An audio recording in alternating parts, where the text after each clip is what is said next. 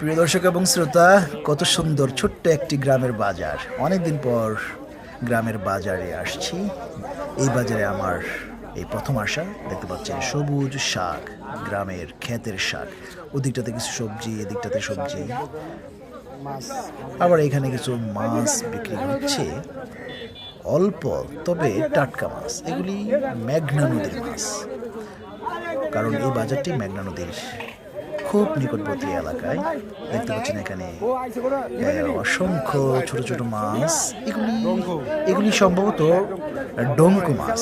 নারায়ণগঞ্জের ভাষায় এগুলিকে ডঙ্কু মাছ বলা হয়। আশা করি মুন্সিগঞ্জের ভাষায় এটাই হবে, ডঙ্কু মাছ। এবং এই ডঙ্কু মাছগুলো কিন্তু একদম জীবিত।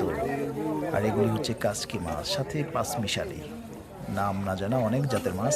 আর এগুলি দেখতে পাচ্ছেন লাল লাল চেওয়া মাছ। এই চেওয়া মাছ কিন্তু ঢাকা শহরে অনেক দাম, এবং এগুলি টাটকা মাছ কিন্তু ঢাকা শহরে পাওয়া যায় না। আপনারা যারা ভিডিও দেখছেন তারা চলে আসতে পারেন মেঘনা নদীর খুবই কাছে বলাকির চর নামক জায়গাটাতে। সেই বলাকির চরের বাজারে দেখতে পাচ্ছেন কি সুন্দর টাটকা টাটকা চেওয়া মাছ। ও লোভ লেগে গেছে। আশা করি আজকে অনেকগুলো চেওয়া মাছ নিয়ে যাওয়া হবে এবং আশায়। আর এগুলি এগুলি একটু অন্য জাতের চেওয়া। এগুলি তো কাচকি মাছ দেখালামই।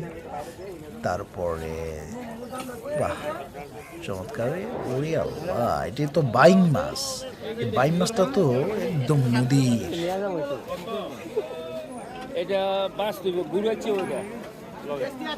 ছোট একটি মাছের বাজার। মেঘনা নদী থেকে একদম তরতাজা মাছ ধরে এনে এখানে বিক্রি করে। চমৎকার চমৎকার সব মাছ এরা এই বাজার জুড়ে রয়েছে। জানিয়ে রাখছি, ঢাকার বাজারে নয়, মাছের আসল স্বাদ লুকিয়ে আছে কিন্তু এই সমস্ত ছোট্ট ছোট্ট গ্রামের বাজারে অথবা নদীর ঘাটে।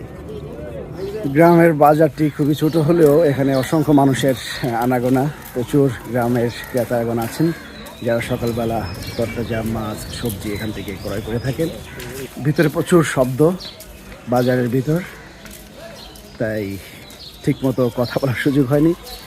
এখন আপনাদেরকে একটু জানাতে চাচ্ছি, এই বাজারটি হচ্ছে মেঘনা নদীর একটি শাখা নদীর পাশে।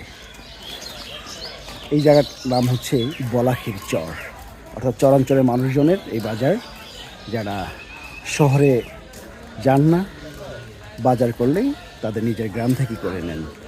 কারণ শহর এখান থেকে মোটামুটি বেশ দূর এবং যাওয়ার জন্য পর্যাপ্ত যানবাহনের প্রয়োজন। সেই প্রয়োজন মেটাতে গিয়ে পর্যাপ্ত যানবাহন ওনারা